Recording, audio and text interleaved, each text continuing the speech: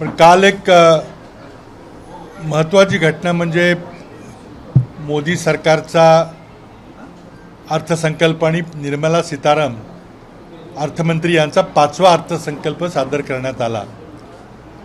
हा अर्थसंकल्प 2024च्या सार्वत्रिक निवडणुकीपूर्वीचा शेवटचा पूर्ण वर्षाचा अर्थसंकल्प आहे। कारण पुढच्या वर्षी एक 2-3 महिन्याचाच तात्पुरता अर्थसंकल्प मांडला जाईल। या अर्थसंकल्पामध्ये त्यांच्या 5 भाषणांमध्ये सर्वात कमी वेळ त्यांनी भाषण केलं, कारण त्यांच्याकडे सांगण्यासारखं फार काही नव्हतं का काय। परंतु या भाषणामध्ये त्यांनी बरीचशी दिशाभूल करायचा प्रयत्न केलेला आहे। त्यामध्ये 2 भागामध्ये मी बोलणार आहे। एक तर मॅक्रो इकॉनॉमिक पिक्चर म्हणजे जे एकंदरीत अर्थव्यवस्था एकंदरीत चित्र जे आहे, आणि त्यानंतर सामान्य माणसाकरता सवलती दिल्यासारख्या दाखवलेल्या आहेत, पण खरं त्याचं काय स्वरूप आहे, या 2 भागात आपण जर बोललो। आपली जी पहिल्यांदा मी जी तूट दाखवलेली आहे ती चालू वर्षामध्ये 6.4% तूट होती, ती 5.9% म्हणजे अर्ध्या टक्क्यांनी आपल्या अर्थव्यवस्थेच्या अर्ध्या टक्क्यांनी तूट कमी होणार असं निर्मला सीतारामन यांनी जाहीर केलेलं आहे। आपली अर्थव्यवस्था आपल्या जीडीचा आकार जवळपास 300 लाख कोटी एवढा आहे। त्यामध्ये अर्धा टक्का म्हणजे जवळजवळ 1.5 लाख कोटी रुपये हा खर्च कमी करणार असं त्यांनी जाहीर केलेला आहे। आता हा 1.5 लाख कोटी खर्च कमी करायचा झाला तर सर्व वर्गांच्यावर त्याची झळ पोचली पाहिजे। पण आज आपण बघतो की त्यांनी फक्त गरीब सामान्य शेतकरी कुटुंबावर हा भार टाकलेला आहे। त्यामध्ये त्यांनी सर्वात मोठी म्हणजे त्यांनी जे अनुदान आपण देतो, ज्याला सबसिडी आपण म्हणतो, ते सबसिडीचं प्रमाण जरी 28% गेल्या वर्षीपेक्षा किंवा चालू वर्षापेक्षा पुढच्या वर्षी कमी केलेलं आहे, 28%। आणि त्यामध्ये खताची सबसिडी मोठ्या प्रमाणात म्हणजे अनुदानाच्या बाबतीमध्ये गेल्या वर्षी 5,21,000 कोटी अनुदान होतं, ते कमी करून 3,74,000 कोटी केलेलं आहे, म्हणजे 28% अनुदान कमी केलं आहे। त्यामध्ये खतावरचं अनुदान 50,000 कोटींनी कमी केलेलं आहे, त्याचा शेतकऱ्यावर थेट परिणाम होणार आहे। अन्नधान्य सुरक्षेबद्दलचं अनुदान 90,000 कोटींनी कमी केलेलं आहे, त्याचा परिणाम रेशन कार्डवरच्या दुकानावर होणार आहे। एवढंच नव्हे तर त्यांनी मनरेगा जो सामान्य माणसाकरता त्यांनी जीव वाचवले गेले। या गरीब लोकांना हक्काचा रोजगार देणारा जो मनरेगा कार्यक्रम आहे त्यामध्ये तब्बल 30% कपात केलेली आहे। ग्रामीण विकासावरचा खर्चही वाढवायच्या ऐवजी कमी केलेला आहे। आणि अल्पसंख्याक विकास कार्यक्रमामध्ये देखील 30% चालू वर्षापेक्षा पुढच्या वर्षी कट केलेला आहे, कपात केलेली आहे। आणि अशी कपात करून त्यांनी 1.5 लाख कोटीची कपात एकूण दाखवलेली आहे आणि वित्तीय तूट ही कमी करायचा प्रयत्न केलेला आहे। यामध्ये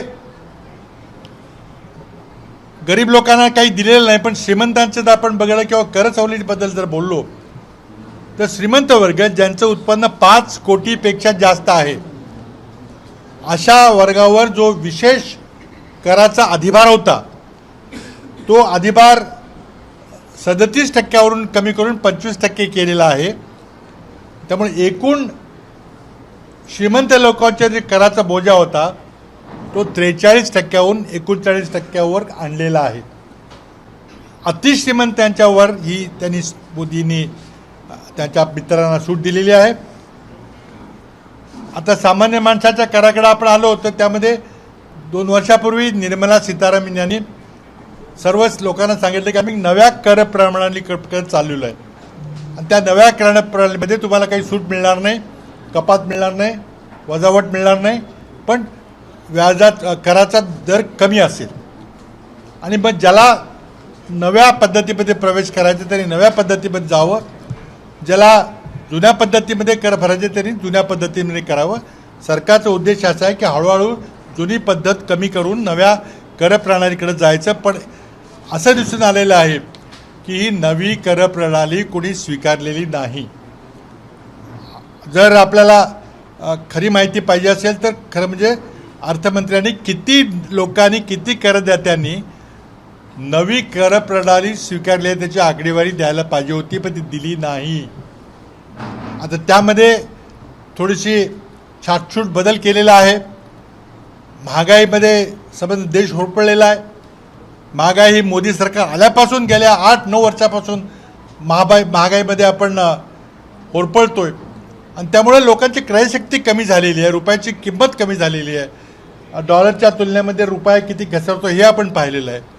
आणि अशा परिस्थितीमध्ये त्यांनी 2 लाखाची सूट वाढवल्याचं चित्र दाखवलेलं आहे, पण त्याचा काहीही फायदा होणार नाही. कारण त्या 2 लाखाची आजची क्रयशक्ती आणि गेल्या 8 वर्षामध्ये आपण जर पाहिलं तर ही फारच कमी आहे. आणि त्यामुळे एकमेव त्यांनी गाजर दाखवलेलं आहे मध्यम वर्गाला आणि करदात्यांना, पण त्याचा काही विशेष त्याचं कुठं स्वागत झालेलं नाही. एका बाजूला सुरुवातीला या बजेटचं स्वागत झालं, पण नंतर बजेट भाषण संपता स्टॉक मार्केटने देखील याला नकारात्मक प्रतिक्रिया दिलेली आहे. अनेक मोठ्या कंपन्या म्हणजे करामध्ये ज्या विमा कंपन्यांच्या बाबतीत सूट होती त्याबद्दल एक खूप नकारात्मक निर्णय घेतल्यामुळे विमा कंपन्यांचे सगळे शेअर ढासळलेले आहेत. दुसऱ्या बाजूला अडाणीचा जो प्रकार झालेला आहे त्या प्रकारामुळं देखील या बजेट थोडक्यात आटप घेण्यात आलं असा आमचा अंदाज आहे. आणि आपण नंतर पाहिलं की अडाणींच्या वर एका अमेरिकन वित्त संस्थेनं आरोप केले, त्या आरोपाचं उत्तर अदानींना देता आलं नाही, सरकारने त्याबद्दल काही भाष्य केलेलं नाही आणि त्यामुळं बाजार मोठ्या प्रमाणात गडगडलेला आहे. इतकंच नव्हे तर अडाणींनी जो एक पब्लिक इश्यू काढला होता तो देखील काल त्यांना रद्द करण्याची नामुष्की त्यामध्ये घ्यावी लागलेली आहे. आमची अपेक्षा होती की निर्मला सीतारामन या प्रकारामध्ये सेबी आणि RBI तर्फे चौकशी जाहीर करतील की हे खरं आहे का हा आरोप.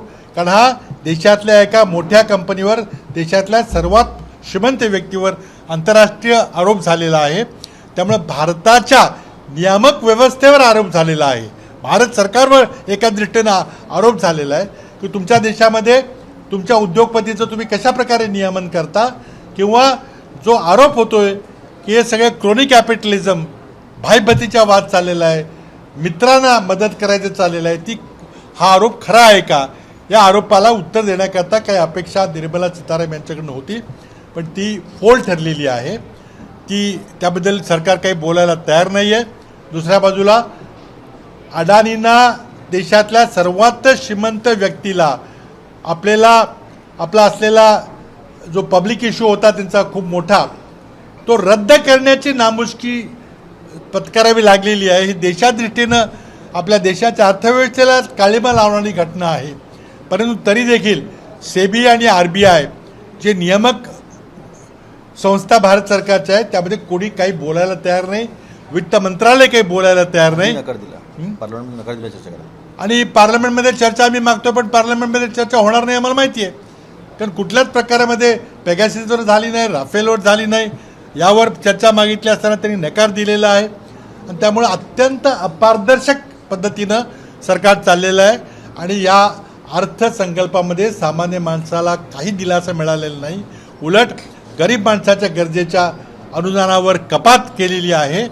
आणि जे महत्त्वाचे विषय आहेत, आरोग्य, शिक्षण, त्याचबरोबर सामाजिक सुरक्षा, रिसर्च, या कुठल्याही विषयावर काही तिथं तरतूद केलेली नाही. आणि त्यामुळं एका बाजूला $5 ट्रिलियन इकॉनॉमीकडे आम्ही जाणार असं घोषणा करतात, पण ती कधी येणार, $5 ट्रिलियन आपण कधीपर्यंत पोहोचू याबद्दल काही भाष्य होत नाही. पण त्यामुळं शेतकऱ्याचं उत्पन्न दुप्पट करणार ही घोषणा जशी हवेत विरून गेली तशी आता $5 ट्रिलियन इकॉनॉमीची घोषणा देखील हवेत विरून गेलेली आहे. कारण कालच्या अर्थसंकल्पामध्ये निर्मला सीतारामन काही त्यावर काही बोललेल्या नाहीत. त्यामुळे एकंदरीत काँग्रेस पक्षाच्या वतीनं आम्ही या अर्थसंकल्पाचा संपूर्णपणे निषेध करतो आणि त्यातून सामान्य माणसाला काही मिळणार नाही. देशाच्या अर्थव्यवस्थेला जे आंतरराष्ट्रीय पातळीवर जे महागाईचं वातावरण आहे, जी नोकर कपात चाललेली आहे, ज्या बिग टेक कंपन्या ले ऑफ करतायत लोकांना, त्यावरचा भारतावर काय परिणाम होईल त्याबद्दल त्या काही बोललेलं नाहीत. महागाईवर काय बोललेलं नाहीत, बेरोजगारीवर काय बोललेलं नाहीत, नोकऱ्या कशा आपण निर्माण करणार काही बोललेलं नाहीत. नोकऱ्या करण्याकरता तुम्ही देशातल्या लोकांनी देशामध्ये पर्यटन करावं असा त्यांनी मार्ग सुचवलेला आहे. पण मॅन्युफॅक्चरिंग सेक्टरमध्ये ज्यातून खऱ्या अर्थानं रोजगार निर्माण होतो त्या मॅन्युफॅक्चरिंग सेक्टरचं काय झालं? PLI जी योजना होती, प्रोडक्टिव्हिटी लिंक्ड इन्सेंटिव्ह द्यायची योजना होती, त्यामध्ये किती गुंतवणूक आली त्यामध्ये काही सरकार बोललेलं नाही. त्यामुळे मॅन्युफॅक्चर सेक्टर अत्यंत वाईट परिस्थितीमध्ये आहे. देशासमोर एक नकारात्मक एक अर्थव्यवस्था असल्याचं चित्र सादर झालेलं आहे आणि निर्मला सीतारामनच्या छोट्याशा भाषणातून हे अधोरेखित होते आहे. त्यामुळे काँग्रेस पक्षाच्या वतीनं आम्ही या अंदाजपत्रकाचा निषेध करतो आणि आपल्याला काही प्रश्न असेल तर मी एक मिनिट, मला एक माहिती याच्यामध्ये पुन्हा द्यायची होती की जसं साहेबांनी सांगितलं की ज्या पद्धतीने गरीब व्यक्तीवर मार केलेला आहे तसाच मध्यमवर्गीयांवर आणि निम्न मध्यमवर्गावर सुद्धा फार मोठा मार केलेला आहे. वास्तविकता अशी आहे की श्रीमंत आणि गरीब याच्यातली आर्थिक दरी जी आहे ती मोठ्या प्रमाणावर वाढते आहे. 1% लोकांना संपत्ती आहे. हे 1% लोक जे आहेत ते फक्त 3% टॅक्स GST भरतात, पण 50% लोक जे गरीब लोक जे आहेत ते जवळजवळ 64% GST ते लोक भरत आहेत. त्याच्या संदर्भामध्ये जी सूट मिळायला पाहिजे होती पेट्रोल आणि डिझेल, मागच्या वेळेस 90,000 कोटी त्यांनी मागच्या वर्षात लोकांच्या खिशातनं काढले आणि येणाऱ्या अर्थसंकल्पामध्ये जवळजवळ 1,90,000 कोटी एवढा टॅक्स आणि सेस हा राज्य आणि केंद्रामध्ये डिवाइड होत नाही, एवढा मोठा टॅक्स जो आहे तो सामान्य माणसावर लावणार आहे. त्यामुळे यांनी कसं केलं आहे की गरीबों को लुटो, अमीरों में बाटो और मध्यम वर्गीय को बेवकूफ बनाओ, अशा पद्धतीचं हे बजेट आहे. हे सत्य जे आहे आम्ही आपल्या समोर ठेवतोय. आपल्याला साहेबांना काही प्रश्न विचारायचे तर विचारा. चव्हाण साहेब, याआधी राहुल गांधी यांनी अदानीला टार्गेट करत काही प्रश्न उपस्थित केले होते आणि रघुराम राजन यांचा मुलाखत घेत असताना त्यांनी म्हटलं की उभारा आहे आणि याच्यामध्ये हवा भरण्याची कधी सुटेल. त्या काळामध्ये जेव्हा राहुल गांधी हे आरोप करत होते त्यावेळेस मात्र सरकार म्हणत होते की हे चुकीचे आरोप आहे. आता ते तथ्य कुठे ना कुठे पुढे आलं असं वाटतं. नाही, आता रघुराम राजन यांनी जो एक अतिशय अभ्यासपूर्ण विश्लेषण जे केलेलं आहे त्याला सरकारकडून कुठलं उत्तर मिळालेलं नाही. आज बेरोजगारीचा इतका गंभीर प्रश्न आहे तो खरं म्हणजे या बजेटमध्ये प्रामुख्यानं हाताळायला पाहिजे होता. त्यामध्ये काहीच कुठं भाष्य केलेलं नाही. महागाईचा इतका गंभीर प्रश्न आहे. आत्ता अतुलजींनी सांगितलं की एक्साईज ड्युटी वाढवल्यामुळं डिझेल पेट्रोलवर मोठ्या प्रमाणात एक्साईज ड्युटी वाढवल्यामुळं जी महागाई वाढते ती कमी करता आली असते, पण महागाई कमी करण्याकरता कुठलाही प्रयत्न हा या बजेटमध्ये झालेला नाही. त्यामुळं आणि त्याचबरोबर मी मगाशी सांगितलं की ज्या इंटरनॅशनल टेक कंपन्यामध्ये मोठ्या प्रमाणात छटणी होती आहे, कपात होती आहे, त्यामध्ये आपल्याला माहिती आहे की 10-20% लोक भारतीय आहेत. त्यांना 2 महिन्याच्यापेक्षा जास्त अमेरिकेमध्ये राहता येणार नाही. ही सगळी माणसं परत यायला लागली की त्याचं काय होणार आहे? कुठेही याबद्दल विश्लेषण नाही, उपाययोजना नाही आहे. भारत सरकार याला कसं सामोरं जाणार याबद्दल काही चर्चा नाही आहे आणि त्यामुळं गोलमोल करून काहीतरी आकडेवारी प्रस्तुत केलेली आहे आणि आम्ही इन्कम टॅक्स एक्झम्पशन वाढवलं एवढं सांगून लोकांना खुश करायचा प्रयत्न केला, ते होणार नाही. महागाईबद्दल काहीही ठोस उपाययोजना नाही आहे. सर, कुठेतरी अडाणी यांच्याकडनं राष्ट्रवादाचा मुद्दा पुढे घेऊन हे संपूर्ण जे आरोप आहेत ते झाकले गेले असं वाटत नाही का? तो राष्ट्रवादाचा मुद्दा किती हास्यास्पद आहे हे ज्या अमेरिकन कंपनीनं हे सत्य पुढं आणले त्यांनी सांगितलेलं आहे. जेवढी त्या अमेरिकन कंपनीने अदानीला 88 प्रश्न विचारलेले आहेत त्या प्रश्नाचं उत्तर देणं गरजेचं आहे. एवढंच नव्हे तर भारत सरकारने याबद्दल काय भूमिका घेतलेली आहे. कारण भारतातली मोठी कंपनी आहे आणि या मोठ्या कंपनीनं परदेशातून जर आरोप झाले की ही कंपनी लोकांना फसवते असे स्पष्ट आरोप आहेत, बोगम नाही आहे, तर तेव्हा भारत सरकार काय बोलतंय? हा सगळा आरोप आहे हा अदानींच्यावर जितका आहे तितका भारतातल्या नियामक संस्थांच्यावर आहे. सेबी असेल, RBI असेल, त्यांची काय उत्तर आहे? फायनान्स मिनिस्टर त्याबद्दल काय उत्तर देत आहेत? काय उत्तर आलेलं? सर, सिटी बँकेने अदानींचं जे अकाउंट आहे त्याची क्रेडिट झिरो केली आहे, मात्र अजूनही एसबीआय बँकेने सगळ्यात मोठी कर्ज त्यांना दिलं आहे. त्याबाबत कुठल्याही प्रकारची सरकार भूमिका मांडत नाही आणि एसबीआय पण मांडत नाही. आरबीआय फक्त म्हणतात की आम्ही चौकशी करू. हे जर सगळं एनपीए झालं तर हे सगळं कोणाच्या माध्यमातून होईल? असं आहे की माझी अपेक्षा होती की काल निर्मला सीतारामननी एवढ्या मोठ्या विषयावर भाष्य करायला पाहिजे होतं, सेबीची चौकशी करायला पाहिजे होती, विशेष SIT लावायला पाहिजे होती, RBIची चौकशी लावायला पाहिजे होती. त्याबद्दल काही भाष्य केलेलं नाही. प्रचंड मोठा गंभीर आहे. आता तुम्ही सिटी बँकेचं उदाहरण दिलं, पण भारतीय बँकांनी, विशेषतः भारतीय राष्ट्रीयकृत संस्थांनी, त्यामध्ये LIC असेल, SBI असेल, यांनी अडाणी ग्रुपला किती पैसे दिलेले आहेत, त्यांचं किती एक्सपोजर आहे याची माहिती आली पाहिजे.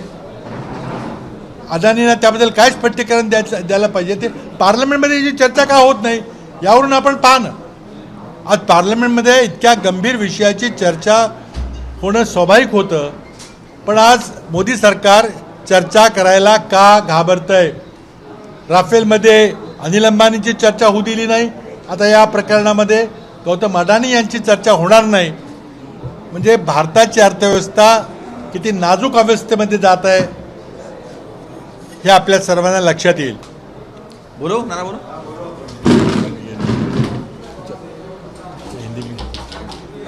हिंदी में अभी कल देश की वित्त सीतारामन जी ने देश का बजट, वार्षिक बजट पेश किया है, जो कि मोदी सरकार का 2024 के चुनाव के पहले वाला पूरे साल का आखिरी बजट है. हमें बहुत उम्मीदें थी कि जो महंगाई, बेरोजगारी जैसे मुद्दे हैं, किसानों की हालत है, उसे प्राथमिकता दी जाएगी, लेकिन उसे कोई भी भाष्य किया नहीं है. उल्टा घाटा बटाने, कम करने की कोशिश की है. और जब 0.5% आप वित्तीय घाटा कम करोगे तो इसका मतलब 1.5 लाख करोड़ रुपए का खर्चा कम करोगे. और ये खर्चा कम किया है. खाद की सब्सिडी 50,000 करोड़ कम की है. जो फूड ग्रेन्स है उसकी सब्सिडी 90,000 से कम की है. साथ ही में पेट्रोलियम की सब्सिडी कम करने की कोशिश हो रही है. मनरेगा में 30% से कटौती की है. माइनॉरिटी वेलफेयर प्रोग्राम में 30% की कटौती की है. रूरल डेवलपमेंट में खर्चा बढ़ाने की बजाय कम किया है. और इस तरह से रोजगार के लिए, महंगाई के लिए इसमें कोई भी राहत नहीं दी है. और दूसरी तरफ देखा जाए तो जो बहुत अमीर है, जिनकी आमदनी 5 करोड़ से ज़्यादा है, उनका टैक्स की दर जो है वो कम की है. उन्हें जो सरचार्ज 43% था उसका 49% किया है. 4% सरचार्ज कम किया है, जिससे कि 37% से 25% सरचार्ज कम करके उनकी करों की दर 4% कम की है. उनको राहत दी है, लेकिन गरीबों को कोई राहत नहीं मिली है. महंगाई से छुटकारा नहीं, बेरोजगारी की कैसी हालत है उसको कुछ जवाब दे दिया.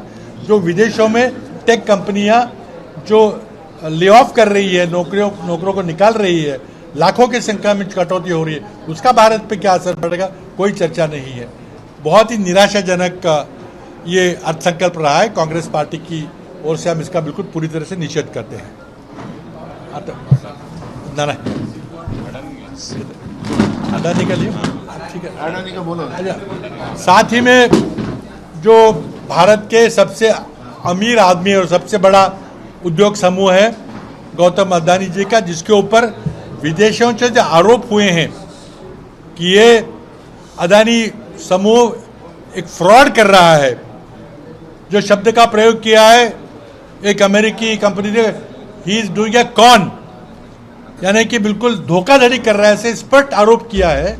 हमारी उम्मीद थी कि कल निर्मला सीतारमण जी अपनी देश की व्यवस्था पर, देश के नियामक व्यवस्था पर जो आरोप है, रेगुलेटरी मैकेनिज्म पे आरोप है, तो कोई जांच बिठाती, सेबी की जांच बिठाती, RBI की जांच बिठाती, पार्लियामेंट्री कमेटी मान्य करती. लेकिन पार्लियामेंट में बहस करने तक भी मोदी सरकार ने इनकार कर दिया है.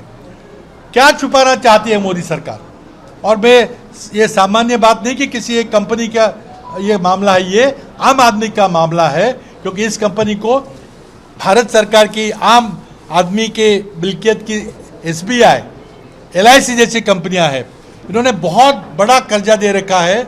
अगर ये कर्जा डूबता है वो आम आदमी का पैसा होगा, और ये कंपनियां डूब गई तो आम आदमी को राहत नहीं मिलेगी। हमारी मांग है कि इस पे एक जॉइंट पार्लियामेंट्री कमेटी बिठाई जाए, सेबी और RBI की जांच इस पे हो, और सरकार पारदर्शी तरीके से क्या घपला हुआ है इसका स्पष्टीकरण दे, क्योंकि पूरी देश के अर्थव्यवस्था पे तोहमत लगी है एक अमेरिकी कंपनी की ओर से, और कोई स्पष्टीकरण सरकार की तरफ से नहीं गया और अदानी की तरफ से नहीं गया। धन्यवाद। ABP माझा, उघडा डोळे बघा नीट।